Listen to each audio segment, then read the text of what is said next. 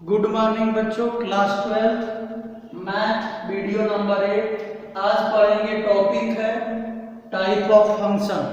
Type of function में हमें पढ़ना है one function and onto function.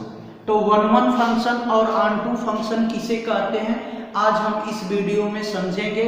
और एक न्यूमेरिकल अगर समय बचेगा तो एक न्यूमेरिकल भी सॉल्व कर लेंगे। तो वन फंक्शन किसे कहते हैं इसको आज हम समझेंगे। तो लीजिए समझिए क्या होता है। तो ये मैं मान लेता हूं कि सेट ए है और एक सेट हमने ले लिया बी। सेट ए हो गया, सेट बी हमने लिखा कि F such that A to B, यानी ए का बी में जो फंक्शन होगा, अगर ए के सेट का एलिमेंट ए बी सी और डी लेते हैं और इसका एलिमेंट 1 2 3 4 लेते हैं, तो यहां वन के शब्द से ही डिफाइन कर सकते हैं कि वन का मतलब एक का एक से कांटेक्ट, सिर्फ वन का वन से कांटेक्ट होना चाहिए। यानी ए के एलिमेंट, एक सेट के एलिमेंट का सिर्फ एक से कांटेक्ट होना चाहिए। बी का अगर मान लेते हैं 3 से है, सी का 2 से है, तो डी का 4 से है, तो इसको हम कहेंगे वन। यानी कहने का मतलब कि इसका एक एलिमेंट सिर्फ बी के एक एलिमेंट से रिलेशन रखता है, इसका बी एलिमेंट सिर्फ बी के एक एलिमेंट से रिलेशन रखता है। यानी हर एक एलिमेंट से रिलेशन रखता है, तो उसको फंक्शन को कहेंगे वन फंक्शन। आई होप कि आपको समझ में आ गया होगा। तो डिफिनीशन क्या लिख सकते हैं, इसको एक मिनट, इसको इंजेक्टिव भी कहते हैं, ये भी ध्यान रखिएगा। इंजेक्टिव भी कहते हैं। तो वन फंक्शन को हम इंजेक्टिव के नाम से भी जानते हैं। तो इसका डिफिनीशन क्या लिख सकते हैं कि function is defined as, one function is defined as if क्या द इमेज ऑफ किसका, ए का, द इमेज ऑफ ए किसका, the image of distinct element of A, और डिस्टिंक्ट माने ए के अलग अलग एलिमेंट बी के अलग अलग एलिमेंट से रिलेशन रखता है, तो उसको हम कहेंगे वन। यानी ए के सभी एलिमेंट इमेज रखे, सिर्फ ओनली वन इमेज रखते हैं बी के एलिमेंट के साथ, तो उसको हम कहेंगे वन फंक्शन या इंजेक्टिव फंक्शन। आई होप कि आपको समझ में आया होगा। अब चलते हैं ऑनटू फंक्शन समझते हैं। तो ऑनटू फंक्शन कहेंगे फंक्शन, देखते हैं क्या होता है।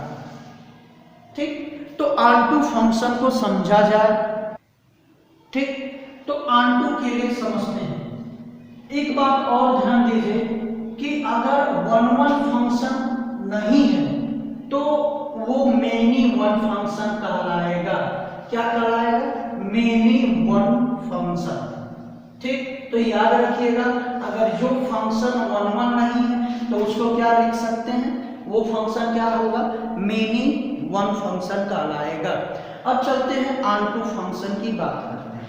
तो देखो ऑनटू फंक्शन का डिफिनीशन समझो क्या है, पहले डिफिनीशन समझते हैं। तो ऑनटू फंक्शन के लिए हम फिगर यहां बना रहे हैं। ठीक, मान लेते हैं ये ए सेट हो गया, ये हमारा बी सेट हो गया। ठीक, इसमें element A B C D, इसमें एलिमेंट मान लेते हैं 1 2 3। ठीक, ये आपका है। अब ध्यान देंगे ऑनटू को कैसे समझते हैं। ऑनटू फंक्शन तभी होगा जब हमारा कोई फंक्शन ए टू बी है, तो बी के सभी इमेज, यानी बी की सभी इमेज क्या ए से कांटेक्ट हो, यानी बी के सभी एलिमेंट रिलेशन रखते हो ए के एलिमेंट से। यानी कहने का मतलब कि यहां देखिए, ये ए का मन क्या कहलाएगा, इमेज कहलाएगा। ए का इमेज कौन बना, क्या है, 1 है। अब 1 का, ए का क्या कहते हैं, प्री इमेज कहते हैं। यानी 1 जो है, 1 का प्री इमेज क्या होगा, ए होगा। 2 का प्री इमेज क्या होगा, सी होगा। 4 का प्री इमेज क्या होगा, डी होगा। 3 का प्री इमेज क्या होगा, बी होगा। तो बी के सभी एलिमेंट अगर प्री इमेज रखते हैं तो उसे हम कहेंगे फंक्शन को 1 1। जैसे मान लेते हैं ए का कांटेक्ट किससे, बी का इससे, सी का इससे, ठीक। तो बी के सभी एलिमेंट प्री इमेज रख रहे हैं ना, देखो 1 का प्री इमेज ए है, 2 का प्री इमेज क्या है, बी है, 3 का प्री इमेज क्या है, सी।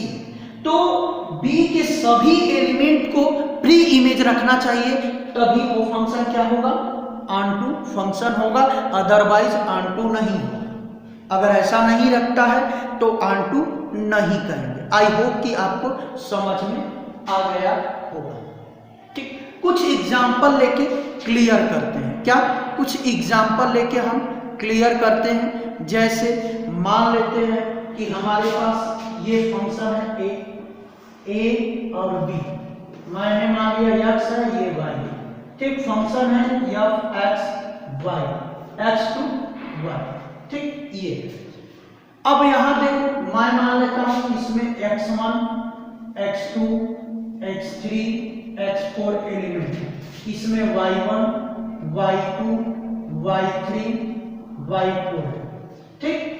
अब इसको बताना, अब देखिए हम रिलेशन दे रहे हैं, मैं मान लेता हूं कि इसका ऐसे कांटेक्ट हो, इसका ऐसे कांटेक्ट हो, इसका ऐसे कांटेक्ट हो, इसका ऐसे कांटेक्ट हो, ठीक। तो यहां पूछ रहा है कि क्या ये फंक्शन ऑनटू होगा, तो ये देखना। तो ऑनटू के लिए हमने बताया था कि y के सभी एलिमेंट को क्या रखना पड़ेगा, प्री इमेज रखना पड़ेगा। क्या रखना पड़ेगा, प्री इमेज रखना पड़ेगा, तभी वो फंक्शन क्या होगा, ऑनटू कहलाएगा। तो देखो y के सभी एलिमेंट प्री इमेज रख रहे हैं, इसका प्री इमेज देखो x1, इसका प्री इमेज देखो x2 है, इसका भी प्री इमेज देखो x2 ही है, इसका प्री इमेज देखो x3 है। तो ये फंक्शन क्या होगा, ऑनटू फंक्शन होगा। 1 1 होगा कि नहीं, ये चेक करना। तो मैंने 1 1 में बोला था कि x के यानी a के सभी एलिमेंट एक एक इमेज रखें। तो देखो एक बात ध्यान दो, ये आपका क्या होता है, डोमेन होता है, ये क्या होता है, रेंज, ठीक। ये डोमेन होता है, ये रेंज होता है, कोडोमेन कोडोमेन होता है, ठीक। रेंज उसे कहेंगे जो रियल से इसका एलिमेंट जिससे इमेज बनाता है तो वो रेंज कहलाता है, और सभी एलिमेंट बी के सेट को, सभी एलिमेंट को हम कोडोमेन बोलते हैं। ये पढ़े होंगे 11 में। तो ये 1 1 है कि नहीं, इसको चेक करते हैं। तो 1 1 के लिए मैंने बताया था कि एक का कांटेक्ट एक से होना चाहिए। तो देखो x का कांटेक्ट y से है, ठीक, लेकिन ये x का कांटेक्ट 2 लोगों से हो गया। किससे, 2 लोगों से। बात समझ में आ रही है। तो ये आपका 2 लोगों से हो गया, इसलिए 1 1 फंक्शन नहीं होगा। आई होप कि आपको समझ में आ रहा होगा, ठीक। अब यहां ध्यान से देखें, और दूसरा कंडीशन कि देखो ये छूट गया, x4 भी एलिमेंट जो है किसी के साथ इमेज नहीं है, यानी x4 का इमेज कोई नहीं दिख रहा है इसमें, इसलिए 1 1 नहीं होगा। यानी 1 1 के लिए मैंने बताया था कि a के सभी एलिमेंट का प्री इमेज होना चाहिए। तो देखो यहां आपका प्री इमेज रख रहा है, नहीं, तो ये आपका क्या होगा, 1 1 नहीं होगा, ठीक। आई होप कि आपको समझ में आ गया है। अब कुछ एग्जाम्पल से एक बार और समझ लेते हैं 1 1 और R2। देखो यहां ध्यान से, ये फंक्शन यहां देखिए, ये फंक्शन 1 1 और R2 है, ये चेक करना। तो देखो 1 1 के लिए मैंने क्या कहा था कि x यानी डोमेन के सभी एलिमेंट का प्री इमेज होना चाहिए और एक होना चाहिए। तो देखो ये आपका डोमेन कहलाता है, ये आपका कोडोमेन कहलाता है। तो देखो यहां आपका x1 x2 x3 एलिमेंट है, किसका? डोमेन। तो डोमेन का x1 एलिमेंट सिर्फ एक इमेज रख रहा है, ठीक, x2 भी एक इमेज रख रहा है, x3 भी एक इमेज रख रहा है। तो ये फंक्शन क्या हो गया? 1 1 हो गया। अब R2 देखो, R2 के लिए मैंने क्या कहा था कि कोडोमेन के सभी एलिमेंट यानी y के सभी एलिमेंट का प्री इमेज होना चाहिए। तो प्री इमेज देखो रखा है, y1 का प्री इमेज हाँ है x1, y2 का प्री इमेज x2, y3 का प्री इमेज x3 है ना। तो ये 1 1 और R2 दोनों फंक्शन है। बात समझ में आई? यहां चलते हैं, हमने बताया था 1 1। तो देखो x1 का y1 से इमेज है, x2 का दो इमेज हो गया, एक y2 हो गया और एक x3 हो गया। तो ये 1 1 नहीं होगा। मैंने कहा था कि डोमेन का प्रत्येक एलिमेंट को इमेज रखना है, लेकिन सिर्फ एक इमेज रखना है। तो इसने दो इमेज रखा है, इसलिए 1 1 नहीं होगा। अब R2 चेक करते हैं। R2 के लिए मैंने कंडीशन बताया था कि कोडोमेन के सभी एलिमेंट प्री इमेज रखें तभी कहलाएगा R2। तो देखो y कोडोमेन है, तो इसके सभी एलिमेंट देखो, y1 का प्री इमेज है, हाँ है, y2 का भी है, हाँ है, y3 का भी है, हाँ है, y4 का भी है, हाँ है। भले हमें ये नहीं मतलब है कि y2 y3 एक ही से जाके कनेक्ट हो गए, उससे हमें नहीं मतलब है। हमें बस मतलब इतना है कि इन सबों का प्री इमेज होना चाहिए है।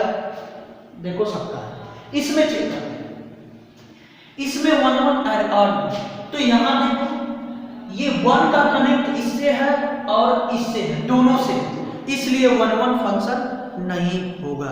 आई होप कि आपको समझ में आ रहा। अब यहां देखें R2 के लिए, इसका प्री इमेज है, हाँ है 1, इसका प्री इमेज है, हाँ है, क्या है 1 ही, इसका प्री इमेज है, हाँ 2 है, इसी का प्री इमेज क्या हो गया 3 होगा, इसका प्री इमेज है 4।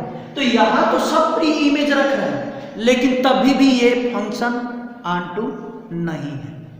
अब चेक करते हैं क्यों नहीं है, ठीक। अब देखिए क्यों नहीं है, सब प्री इमेज तो रखा है, लेकिन तभी भी ये नहीं है। कारण है, ये मान लो कि ये बाप है, क्या है? बाप है। ये हमने ले लिया बेटा। अब इसको समझ लीजिए अच्छे से, एकदम लैंग्वेज। ये बाप हो गया, ये क्या हो गया? बेटा।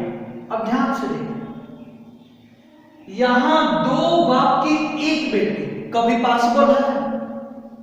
नहीं। तो दो बाप हैं जिसका बेटा एक ही है, तो ये आपका फंक्शन क्या हो गया? R2 नहीं है। इसको समझने के लिए, R2 फंक्शन समझने के लिए याद रहना चाहिए कि ये बाप हो गया और ये हो गया बेटा, और आपको तो प्री इमेज सब रखेंगे, लेकिन ये भी चेक करना है कि क्या बाप का, दो बाप का रिलेशन किसी एक बेटा से है कि नहीं है, इसको चेक करना पड़ेगा। अगर दो बाप का रिलेशन एक बेटा से है तो वो फंक्शन R2 नहीं होगा। अगर ऐसा नहीं पाया गया तो फंक्शन R2 होगा। आपको समझ में आ गया होगा। तो ये फंक्शन R2 नहीं है, ना 1 1 है। अब देखो एकदम सबसे आसान, अब यहां ध्यान हमने क्या निष्कर्ष निकाला? निष्कर्ष यही निकाला कि 1-1 आपको समझ में आ गया होगा कि 1-1 फंक्शन किसे कहते हैं। बस ऑन-टू में थोड़ा सा दिक्कत होती होगी, तो ऑन-टू को एक बार और रिपीट करते हैं, ध्यान से देखें। ये हो गया बेटा, ये हो गया बाप, ठीक। अब ध्यान से देखिए, अब ये चेक करना है कि यहां आपका 1 2 3 4 यहां x y z p ये मैंने रखे। अब यहां देखना है, मैंने कंडीशन पहला बोला था कि y के सभी एलिमेंट क्या रखें? प्री इमेज रखें। y के सभी एलिमेंट प्री इमेज रखें, लेकिन इसके साथ कंडीशन ये भी है कि ध्यान देना है कि कहीं दो बाप के एक बेटे ना हो जाए। यानी ये देखिए, दो बाप हैं और एक बेटा हो गया, यानी इन दोनों बाप का रिलेशन एक ही बेटा से है, ये कभी पॉसिबल नहीं होता है। इसलिए ये आपका रिलेशन जो है, ये फंक्शन जो है ऑन-टू नहीं होगा, इसको जरूर ध्यान देंगे, ठीक।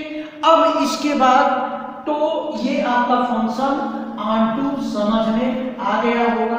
दूसरी बात समझो ऑन-टू दिखाने का, अगर हम, ये हमारा क्या है? कोडोमेन है। क्या है? कोडोमेन है, ठीक। अगर कोडोमेन को रेंज बना दे, अगर कोडोमेन इक्वल टू रेंज कर दे, तभी भी फंक्शन क्या होगा? ऑन-टू होगा। बात समझ में आ रही है? तो ये फंक्शन ऑन-टू कहलाएगा अगर कोडोमेन को हम रेंज बना दें। कोडोमेन किसे कहते हैं? तो यहां से 1 2 3 x y z p ये कनेक्ट हो गया इस, तो x y z आपका क्या कहलाएगा? रेंज कहलाएगा। लेकिन x y z p क्या कहलाएगा? कोडोमेन। अगर मैं मान लेता हूं कि इसका भी, तो यहां कोडोमेन आपका क्या हो गया? x y z p, ये कोडोमेन। और रेंज क्या हो गया आपका? x y z। अगर रेंज में हम p कर दें, तो रेंज में p कब आएगा? जब p का इमेज किसी के साथ होगा। तो इसका मतलब कोडोमेन और रेंज दोनों बराबर होगा। अगर कोडोमेन और रेंज बराबर हो जाएंगे तो वहां फंक्शन क्या होगा? ऑन-टू होगा। आई होप कि आपको समझ में आया। तो आज के लिए बस इतना, धन्यवाद।